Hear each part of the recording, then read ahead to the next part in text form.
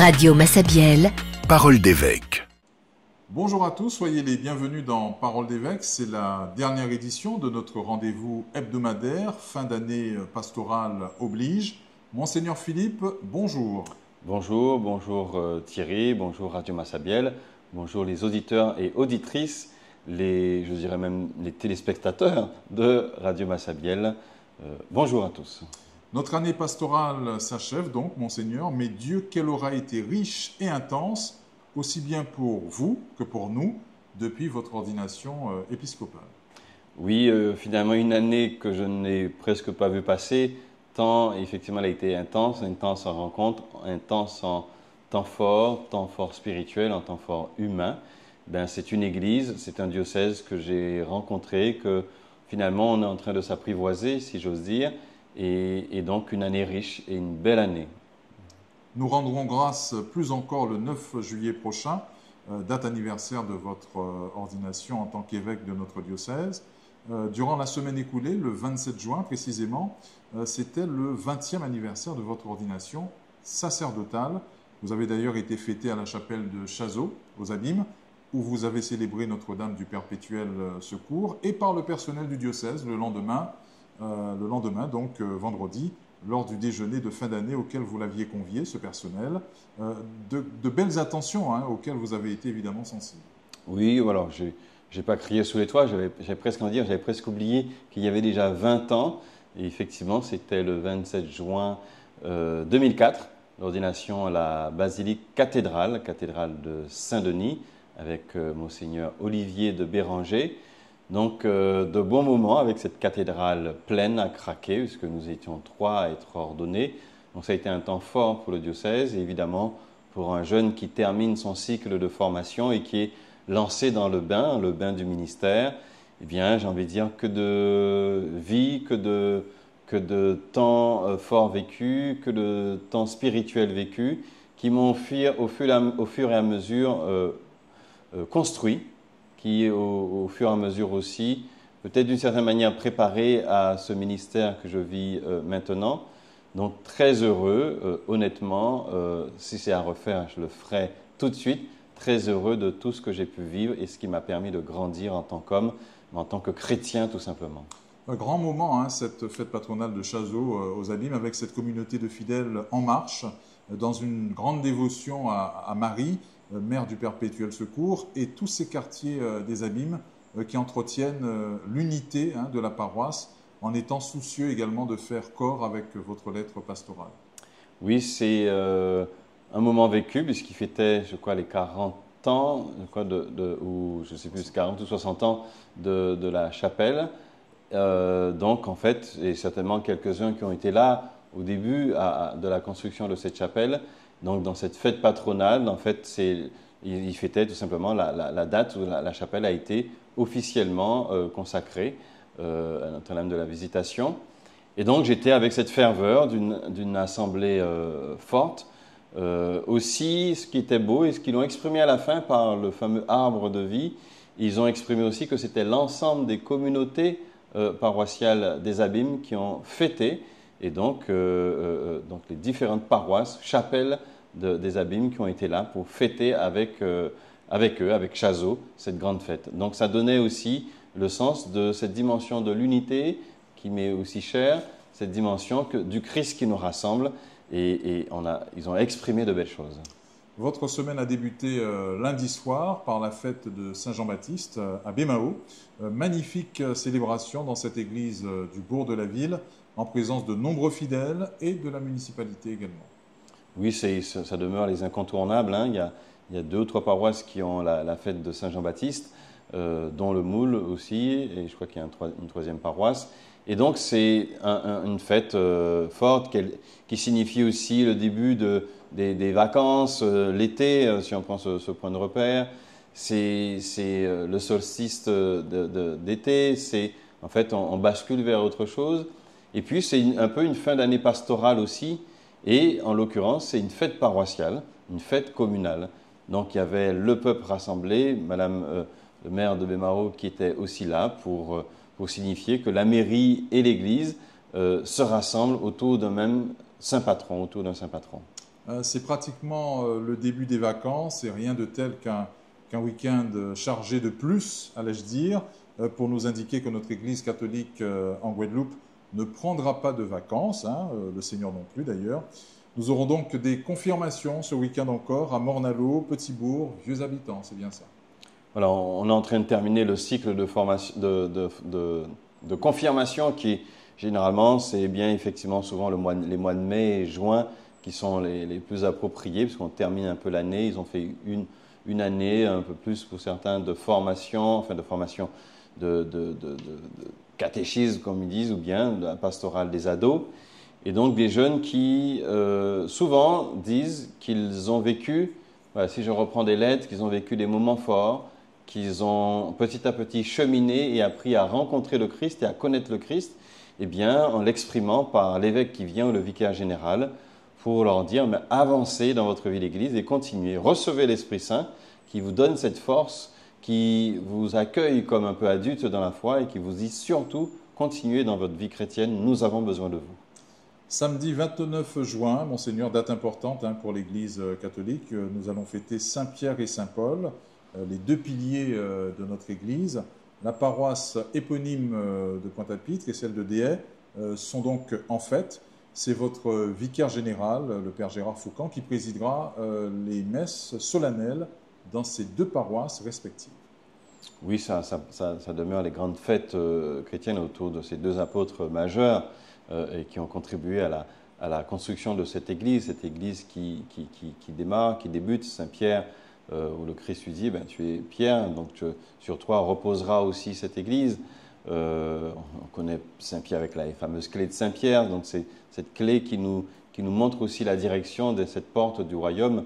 Saint-Paul, cet apôtre fougueux, mais qui est pris avec ce qu'il est, qui est pris avec cette même fougue, mais cette fougue qui est mise après au service de l'Évangile. Donc, des apôtres qui ont donné leur vie pour le Christ. Donc, ce sont des fêtes importantes. C'est souvent aussi le signe dans les diocèses, le temps des ordinations. Beaucoup d'ordinations se font autour de la fête de Saint-Pierre et Saint-Paul. Donc, c'est un temps fort à travers nos deux églises. Saint-Pierre et Saint-Paul à Pointe-à-Pitre, évidemment, une église, comme on dit, la grande église, de par la taille, et puis Déhay aussi, ces deux lieux. Donc, le vicaire général sera là pour faire vivre ces deux temps forts d'église autour de Saint-Pierre et Saint-Paul. Une pensée, Monseigneur, pour Michel Gène, ancien animateur et technicien de Radio Massabielle, leader du groupe de louanges Feu Nouveau, qui nous a quittés en début de semaine et dont les obsèques seront célébrées samedi matin à Saint-Pierre et Saint-Paul. Voilà, pour moi, c'est l'occasion aussi d'exprimer encore plus. Il y a eu un communiqué qui a été fait, mais un plus en direct, les condoléances et aussi le soutien spirituel à la famille, évidemment, de Michel, son épouse, ses enfants, sa maman aussi, qui est forcément un moment difficile. Michel, que nous savons bien, a beaucoup œuvré dans le diocèse, énormément à Radio Massabielle, je crois qu'il a été dès les débuts de la radio Massabielle. Michel, que je connaissais très bien et que nous apprécions beaucoup. Je garde de Michel un homme d'église, toujours prêt à servir. Et dès qu'on demandait quelque chose à Michel, que c'est pour l'église, Michel ne refusait jamais. Et il mettait évidemment ses talents au service de l'église. Et j'ai eu l'occasion d'en profiter de services que j'ai pu demander à Michel. Donc c'est un moment triste pour nous, et en même temps, un moment pour nous chrétiens rempli d'espérance par sa mission accomplie, par ce don de lui-même auprès du Seigneur. Nous croyons, nous savons que ce chemin, il est en train de le prendre pour que le Seigneur l'accueille les bras ouverts. J'ai presque envie de dire en musique, tellement Michel savait aussi louer le Seigneur et louer Dieu. Votre semaine a été marquée aussi par plusieurs temps forts et belles rencontres. Au nombre de celles-ci, ces échanges très constructifs avec les socioprofessionnels de Capesterre-Belle-Eau en vue de votre visite pastorale qui aura lieu à la rentrée prochaine dans ce doyenné. Oui, il y a eu la rencontre avec les socioprofessionnels de ceux qui sont sur la filière banane et qui sont sur un regroupement à Capesterre-Belle-Eau et qui m'ont exprimé un peu toutes les difficultés, mais aussi les espérances qu'ils ont, les espoirs, le désir d'embaucher, de travailler avec des jeunes. même avec un travail qui demeure une grande pénibilité, mais qui s'est considérablement amélioré en termes de technique. Mais on touche du doigt aussi la limite, c'est la fragilité de la filière banane, mais dont nous avons besoin. Et puis cette rencontre aussi qu'il y a eu avec des socioprofessionnels d'une manière plus large aussi, qui ont exprimé un peu leur inquiétude et le besoin de travailler ensemble. Et peut-être même, j'ai ressenti, dire en quoi l'Église peut nous aider spirituellement aussi face à la difficulté, la dureté, quelquefois la violence aussi du monde du travail ou de l'échec ou du chômage qui peut être généré par le monde qui entreprend peut quelquefois aussi vivre des drames. Cette foi qui sauve, voilà la bonne nouvelle que nous avons apportée aussi dans ces périphéries, des TPE, des artisans, des PME et plus largement du monde économique. Vous avez pu prendre la mesure des attentes fortes orientées vers notre Église.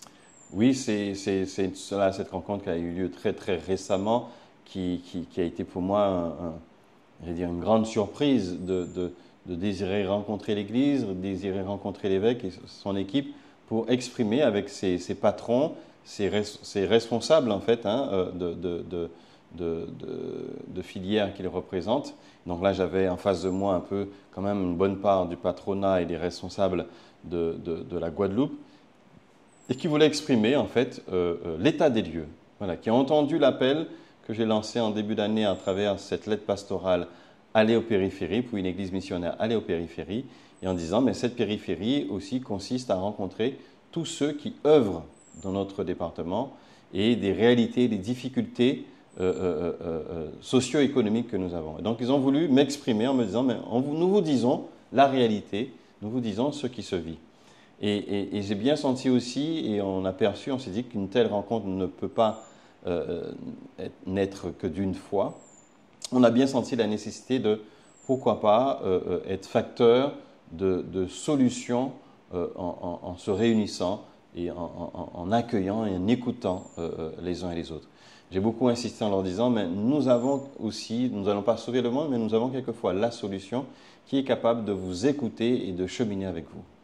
Au menu de votre semaine aussi, Monseigneur, vendredi après-midi, une rencontre avec le rectorat, c'est bien ça, et la DDEC, je suppose que c'était pour envisager les conditions de la rentrée prochaine. Voilà, c'est d'envisager les conditions de la rentrée prochaine.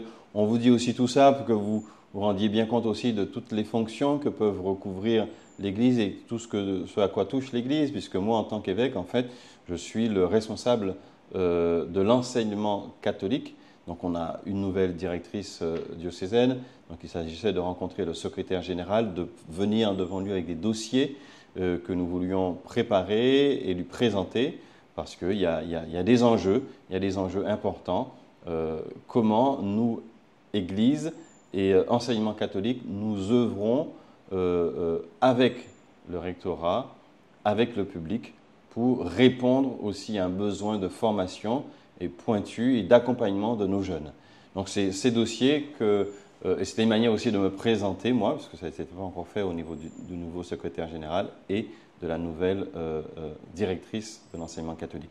Voilà, donc c'est des moments fructueux et qui moi aussi me permettent petit à petit de bien entendre et comprendre tous les enjeux de notre diocèse. Ce week-end sera aussi un week-end d'élection, je crois que ça n'a échappé à personne. L'Église ne donne pas de consigne de vote, si ce n'est d'aller voter en conscience et en responsabilité. Oui, d'aller voter en conscience et responsabilité. L'Église revient aussi sous cette question d'une petite analyse en disant attention, notre société a un peu bougé et nous sommes tous impactés. Alors des mots que nous connaissons, d'individualisme, un peu du chacun pour soi, sont des facteurs aussi un peu explosifs qui peuvent conduire à une situation politique ou socio-économique difficile. Le chômage que nous savons et les réalités de vie chère que nous connaissons. Et en même temps, l'Église dit à travers la conférence épiscopale, où c'est adressé au peuple de Dieu, de dire que nous ne devons pas non plus tomber dans cette dissolution, et ce terme a été volontairement utilisé, dissolution des relations, dissolution du lien social.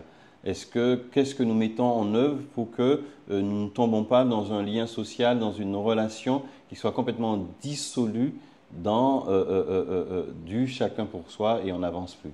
Et rappelle que finalement c'est un monde de paix au nom de ce royaume pour lequel nous œuvrons. Nous, chrétiens, nous sommes conscients que nous contribuons à ce monde aussi de paix et plus de justice.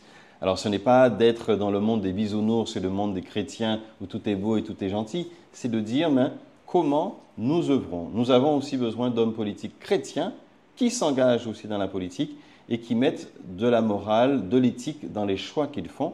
Mais nous avons aussi en ce nom cette obligation qui est lancée aux fidèles de dire mais en conscience, nous allons voter parce que nous avons la possibilité de choisir qui nous repérons comme étant plus à même, plus sincère, plus ouvert à un travail pour faire avancer le peuple, les citoyens et les hommes et femmes d'un département. Dimanche, Monseigneur, nous méditerons l'évangile de Jésus-Christ selon saint Marc, chapitre 5, versets 21 à 43. « Ma fille, ta foi t'a sauvée, va en paix et sois guérie de ton mal. » C'est ce que dit Jésus à cette femme qui avait des pertes de sang depuis 12 ans et qui trouva la guérison en parvenant à toucher le vêtement du Sauveur, mais surtout parce qu'elle a cru. Oui, c'est la constante que nous voyons en fait quand le Christ sauve, quand le Christ guérit. Il s'adresse d'abord au cœur et aux croyants. Et donc, il y a toujours « va, ta foi t'a sauvé ». Et puis souvent, les hommes et femmes s'adressent à Jésus en tant que croyants et quelquefois désespérés et qui ne savent plus vers qui se tourner. Cette femme, elle a pu, en longeant le bras, en tendant le bras, avoir la chance de toucher la frange du manteau du Christ. Et cela a suffi pour que le Christ comprenne qu'il y a un enjeu plus que la guérison physique. Il y a aussi, parce que le Christ répond à cette attente, il va aussi confirmer aussi ce chemin de foi, ce chemin de croyance qu'a cette femme. Donc, va ta foi t'a sauvé, ça nous indique aussi comment nous devons nous approcher du Seigneur, comment nous devons nous-mêmes nous tourner vers lui et nous approcher. Si nous avions quelque chose à demander ou quelque chose à toucher auprès du Christ ou à faire le Christ toucher quelque chose en nous, c'est cette dimension, lui montrer notre foi. Voilà, c'est peut-être ce que nous avons à exposer au Christ, à montrer cette foi et lui dire, voici Seigneur, tout ce que je peux t'exprimer et te montrer, et viens Seigneur, viens me sauver. Et dimanche, Monseigneur, vous serez avec les jeunes à Saint-François pour le rallye ACE, un grand rendez-vous annuel. Vous célébrerez la messe dominicale à bien désirer. Nous serons d'ailleurs en direct à la fois sur Radio Massabielle et sur les réseaux sociaux du diocèse. Grand moment important d'entamer ces vacances, de terminer cette année scolaire avec les jeunes de notre diocèse.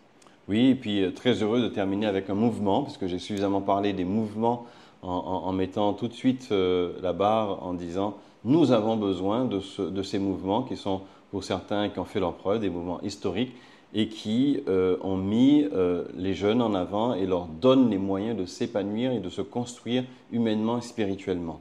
Et donc j'ai tout de suite insisté en disant nous avons ces lieux que nous pouvons investir en tant qu'adultes pour nous-mêmes nous former et accompagner les jeunes. Ce dont la plupart des mouvements ont besoin, ce n'est pas tant la question des jeunes, puisque nous avons quand même si on a un territoire qui est en train de vieillir, encore de la jeunesse. Mais ce qu'il nous manque le plus, c'est des adultes en capacité d'accompagner ces jeunes. Donc cette grande fête autour de l'Action catholique des enfants, ou âme vaillant, cœur vaillant, comme on disait auparavant, c'est fêter avec toutes les équipes, tous les enfants, capter cette joie que les enfants auront. Et moi aussi, je viendrai avec cette grande joie de se retrouver autour de leur évêque. Certains peut-être le verront pour la première fois. Ils vont le trouver grand, avec un chapeau, avec un bâton. Mais c'est d'exprimer les thèmes qu'ils ont travaillés ou le thème d'année qu'ils ont travaillé et leur dire, je viens voir un peu des jeunes, des enfants qui se construisent et qui grandissent en Christ, en humanité et qui sont déjà l'Église d'aujourd'hui. À compter de la semaine prochaine, à compter de la semaine à venir et jusqu'à début septembre, changement d'horaire évidemment pour les messes dans nos paroisses, oui, parce que ce sont les vacances. C'est un temps différent, hein, où il faudra, comme chaque année, durant cette période, continuer à nourrir nos fidèles avec la parole de Dieu, accueillir aussi ceux et celles qui seront beaucoup plus disponibles, hein, que pendant l'année normale, et disponibles aussi pour les vacanciers de passage également. Oui, je crois que c'est à la fête de Bémao où j'ai insisté à la fin en disant, ben, on doit aussi être dans cette pastorale des vacances saisonnières où nous avons aussi des personnes des chrétiens qui bougent, hein, et qui vont d'une paroisse à une autre, et comment nous sommes en capacité d'accueillir une pastorale de l'accueil, nous serons capables d'accueillir ces chrétiens qui vont entrer dans nos églises, ou quelquefois qui ne sont pas chrétiens mais qui poussent la porte des églises. Donc c'est important que nous soyons attentifs à tous ceux que nous ne connaissons pas et qui vont, un beau dimanche, s'asseoir à côté de nous, que nous leur tendions la main, que nous disions un peu bonjour et d'où vous venez, et heureux de vous voir. Parce que finalement, oui, le Seigneur ne prend pas de vacances. Le chrétien, on aura un rythme un peu moins soutenu, puisque les activités pastorales seront moins fortes, mais évidemment, notre foi continue à grandir.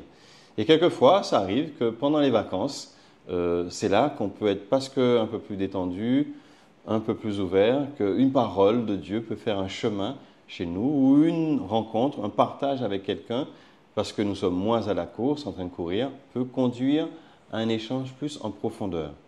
Donc voilà, prenez le temps, si vous pouvez aussi, de faire une retraite, de faire un petit temps plus personnel pour approfondir et creuser votre vie de foi. Nous sommes aussi en union de prière, Monseigneur, avec nos fidèles qui partent en pèlerinage à Lourdes, à Fatima, à Medjugorje, et aussi à Rome et à Assise, hein, avec notre service diocésain qui organise parfaitement ces déplacements depuis des années, le Père Silène notamment, qui conduit ce service. Voilà, le Père Silène avec son équipe, avec notamment Agnès. Oui, c'est un travail important que nous sommes une île et on a aussi envie de quitter un peu notre île, de nous extraire de cette île pour aller voir ailleurs et voir le monde. Et notamment, quoi de plus beau que de sillonner ces lieux de foi, ces lieux chrétiens, catholiques importants, donc ces lieux que l'on vient de citer, des lieux d'apparition, des lieux où Marie vient souvent à exprimer l'amour de Dieu et nous a tournés vers le Fils. Donc, pèleriner, c'est quitter un lieu pour aller vers un autre. Et j'entendais la définition très récemment de pèlerin, qui veut dire à la base, en fait, c'était une délimitation d'un champ. Et donc, celui qui dépassait en fait ce champ devenait un peu étranger, venait étranger par la limite qu'il franchissait. Donc, en fait, pèleriner, c'est partir d'un point pour aller ailleurs. Et on est un peu étranger dans le lieu que nous arrivons.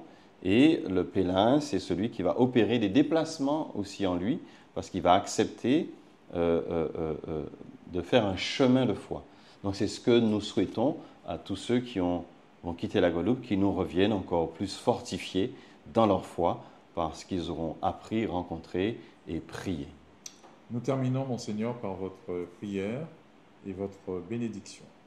Voilà, donc je vais m'appuyer sur la conférence des évêques de France qui a, pour les élections, invité à une prière.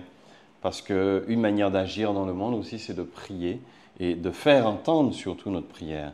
Donc je vais m'appuyer sur la prière que les évêques ont exprimée aux fidèles en vue des élections à venir. Au nom du Père et du Fils et du Saint-Esprit. Amen. Dieu de vérité et de bonté, en ces temps de décision forte pour notre pays, la France, aide-nous à discerner correctement ce qui est juste. Renouvelle en nous chaque matin le goût de servir pour que nous accomplissions nos tâches avec cœur et garde-nous de mépriser quelque être humain que ce soit. Viens, Esprit Saint, éclairer ceux et celles qui seront choisis comme députés ou auront à gouverner notre pays. Qu'ils puissent ensemble chercher le meilleur pour nous tous. Imprime en eux un grand sens du service du bien commun. Sainte Vierge Marie, Sainte Jeanne d'Arc, Sainte Thérèse de l'Enfant Jésus, patronne de la France, Notre-Dame de Guadeloupe, patronne de notre région, veillez sur notre région, veillez sur notre pays. Qu'il soit une terre de liberté, de justice, de fraternité et se tienne à la hauteur de son rôle dans l'histoire. Aidez-nous à y être à notre modeste place, mais selon toute notre responsabilité, des disciples de l'Évangile. Que le Seigneur vous bénisse et vous garde. Au nom du Père et du Fils et du Saint-Esprit. Amen.